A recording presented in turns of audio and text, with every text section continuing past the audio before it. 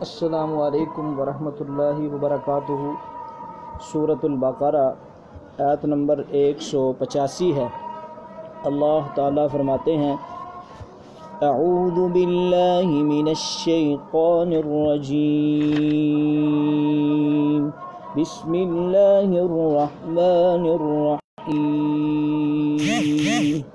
ان الصفا والمروة من شعائر الله فمن حج البيت أو ائتمر فلا جناح عليه أن يطوف بهما ومن تطوع خيرا فإن الله شاكر عليم۔ ان الصفا والمروة، بے شک صفا والمروہ اور مروہ من شعائر اللہ، یہ اللہ تعالیٰ کی عظمت کی نشانیوں میں سے ہیں۔ فمن حج البیت، جس نے بیت اللہ کا حج کیا، او اعتمرا یا اس نے عمرہ کیا، فلا جناح علیہ تو کوئی اس پر حرج نہیں ہے، ان یطوف بہما یہ کہ وہ ان دونوں کا طواف کرے، ومن تطوع اور جو شخص طواف کرے خوشی سے، خیرن کوئی بھی نیکی کا کام خوشی سے کرے، فإن اللہ شاکر علیم تو بے شک اللہ تعالیٰ بڑا قدردان بھی ہے، علیم اور جاننے والا بھی ہے۔ ان الصفا، دوبارہ ترجمہ سنیں، ان الصفا والمروة من شعائر اللہ، بے شک صفا اور مروہ اللہ کی نشانیوں میں سے ہے۔ فمن حج البیت او اعتمر فلا جناح علیہ تو جو کوئی اس غر کا حج کرے یا عمرہ کرے تو اس پر کوئی گناہ نہیں ہے، ان یطوف بہما یہ کہ وہ طواف کرے ان کا، ومن تطوع خیرا اور جو کوئی طواف کرے بلکہ جو کوئی خوشی سے کوئی نیکی کرے، فإن اللہ شاکر علیم تو اللہ تعالیٰ بڑا ہی قدردان ہے، اس کی بڑی اللہ قدر کرتے ہیں۔ تو یطوفا یہ باب تفعیل سے طاف یطوف کا معنی ہے طواف کرنا، چکر لگانا۔ جب باب تفاعل میں حروف زیادہ ہوئے تو اس کا معنی خوب طواف کرے ہو گیا۔ تو شعائر شعیرتن کی جمع ہے جس کا معنی نشانی ہے۔ بعض لوگوں نے صفا اور مروہ کو جاہلیت کی بتوں کی نشانی سمجھ کر ان کے طواف کو گناہ سمجھا، تو اس پر اللہ تعالیٰ نے یہ آیت نازل فرمائی کہ یہ اللہ تعالیٰ کی نشانیوں میں سے ہے۔ اور دوسری بات یہ ہے کہ صفا اور مروہ کعبہ کے قریب دو چھوٹی پہاڑیوں کے نام ہیں، ان کے درمیان سعی کرنا، دوڑنا ابراہیم کے زمانے سے حج عمرہ کے مناسک یعنی احکام میں شامل تھا، مگر زمانہ جاہلیت میں مشرکین نے حج اور عمرے کے مناسک میں کئی شرکیہ رسومات شامل کر لی، حتیٰ کہ انہوں نے صفا اور مروہ پر دو بت نصب کیے،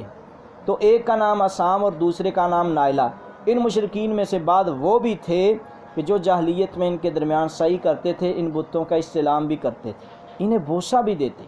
تو سیدنا انس رضی اللہ تعالیٰ عنہ فرماتے ہیں کہ ہم صفا اور مروہ کو جاہلیت کا کام سمجھتے تھے، تو جب اسلام آیا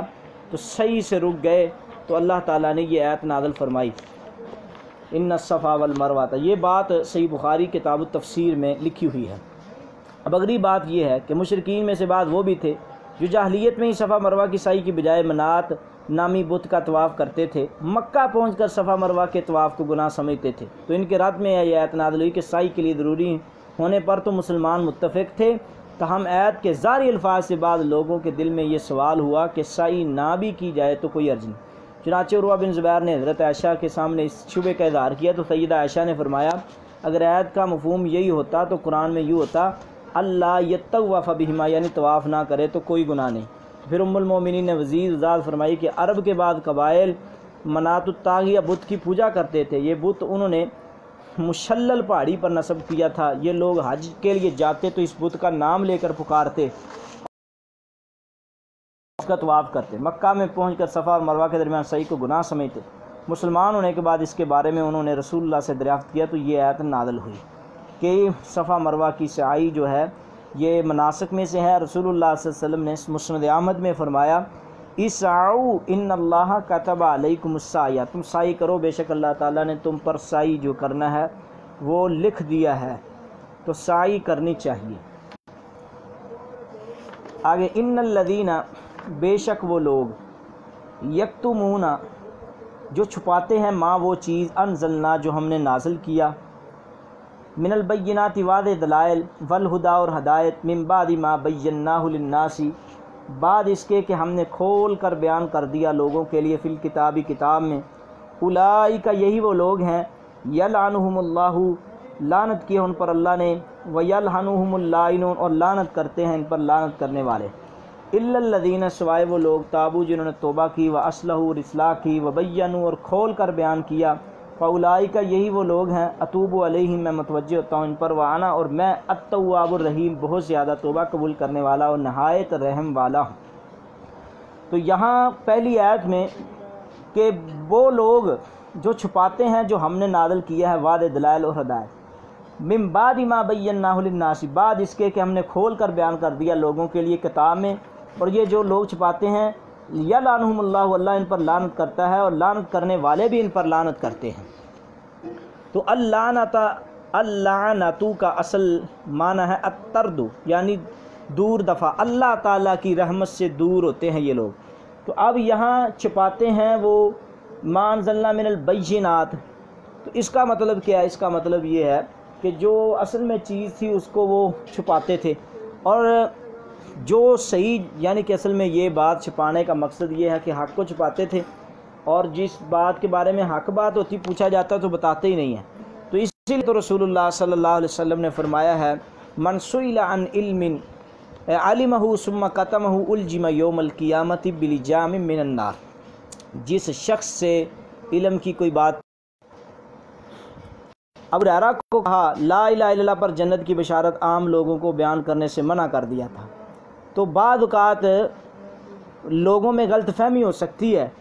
بھی، جہلا کے سامنے اگر کوئی خاص ایسے مسائل اگر بیان کیے جائے تو وہ فتنے میں پڑ جائیں، تو وہاں اگر اس طرح کا کوئی کام کیا جائے تو پھر تو جائز ہے، لیکن اگر جان بوجھ کر اس طرح چھپایا جائے کہ حق بات کو چھپانا یہ منع ہے۔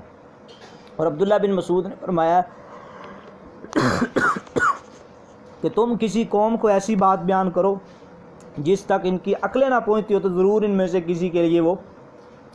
فتنہ بنے گی، تو ایسی بات سے محفوظ ہی رہنا چاہیے۔ پھر بعد میں فتنہ بنتا ہے، بعد میں علماء کرام پریشان ہوتے ہیں۔ تو آگے فرمایا الا الذین تابوا، ابھی بھی بعد آ جائیں تو بڑی گال، الا الذین تابوا سوائے مگر وہ لوگ تابوا جنہوں نے توبہ کی، واصلحوا اور انہیں اصلاح کی، فاولئک یہی وہ لوگ ہیں اتوب علیہم کہ جن کی میں توبہ قبول کرتا ہوں، وانا اور میں التواب الرحیم میں بہت زیادہ توبہ قبول کرنے والا اور نہایت رحم والا ہوں۔ تو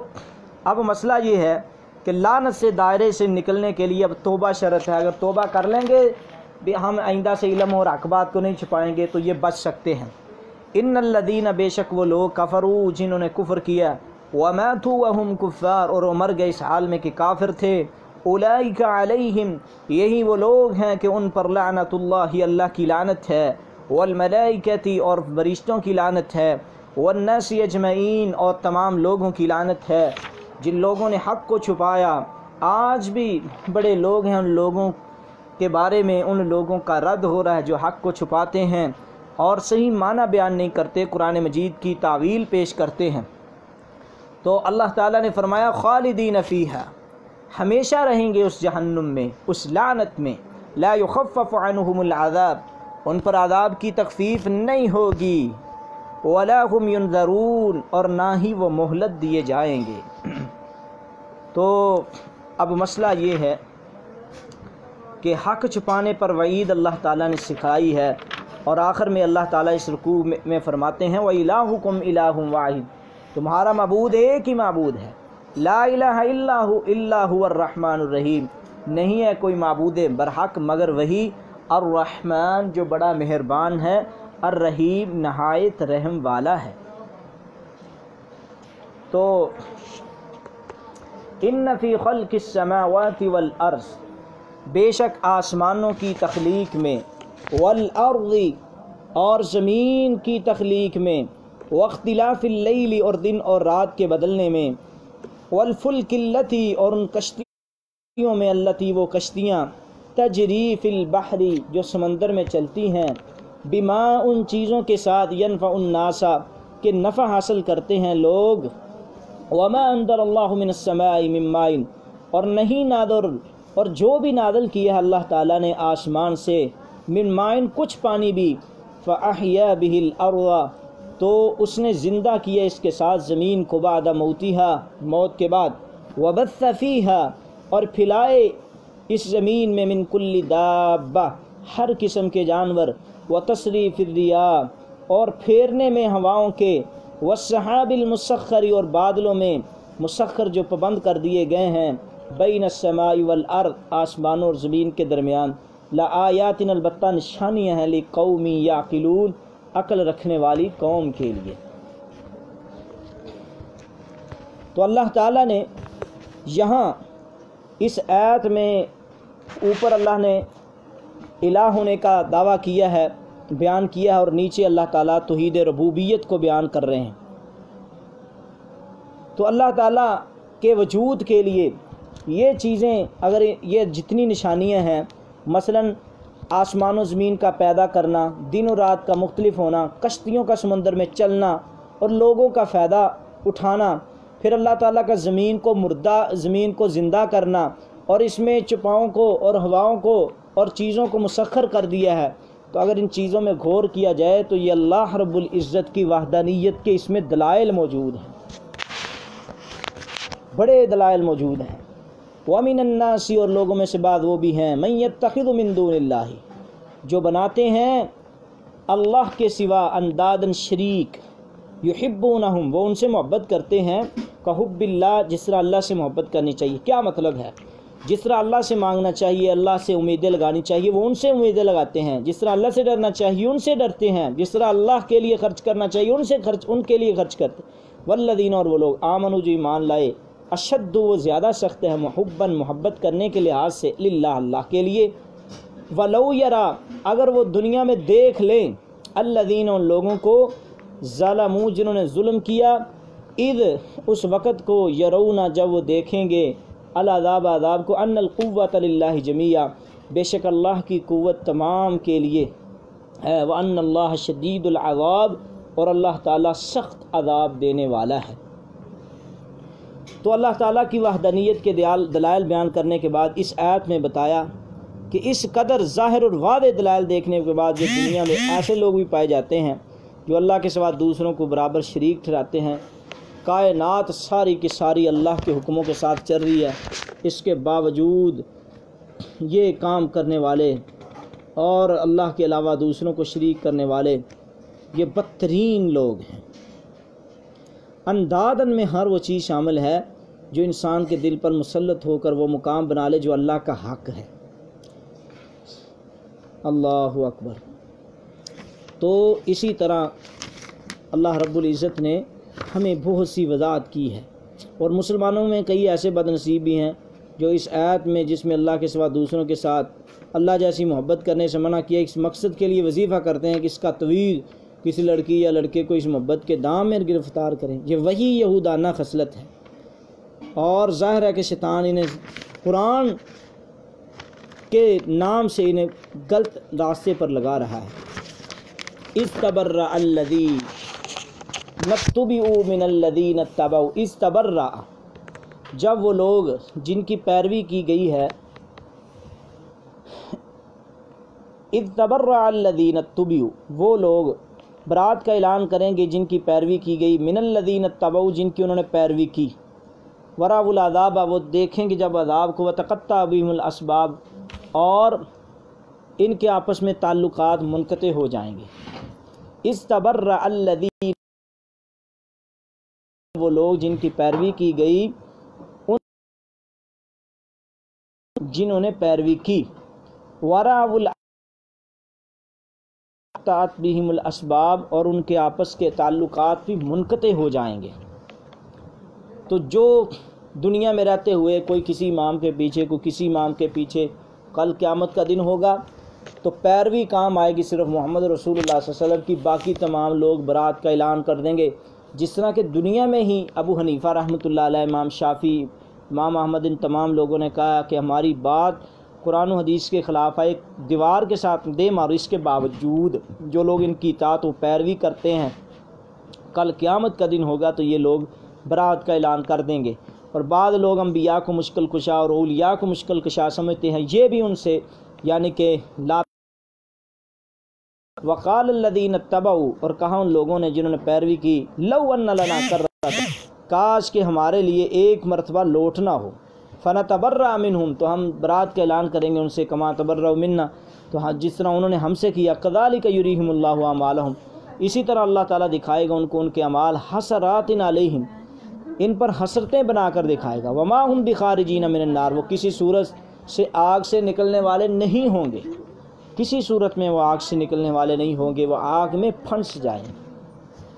تو آج دنیا میں یہ پیروں مشیروں کا رد ہو رہا ہے، بار بار اللہ تعالیٰ تو یہ سمجھا رہے ہیں، اور ان لوگوں کا رد ہو رہا ہے جو کہتے ہیں ہمارے دامن پکڑو ہم آپ کے کام آئیں گے، اور فلاں امام ابو حنیفہ کے پیچھے چلو، شافعی احمد کے پیچھے چلو، تو یعنی کہ کہتے ہیں کہ بغیر امام، یعنی کہ مقلد اس طرح ہے جیسے بغیر بیوی کے ہے، تو یہ باتیں غلط ہیں۔ اگر تقلید کے بغیر صحابہ کرام سیدھے رستے پہ چلتے رہے ہیں تو ہمیں بھی اسی چاہیے۔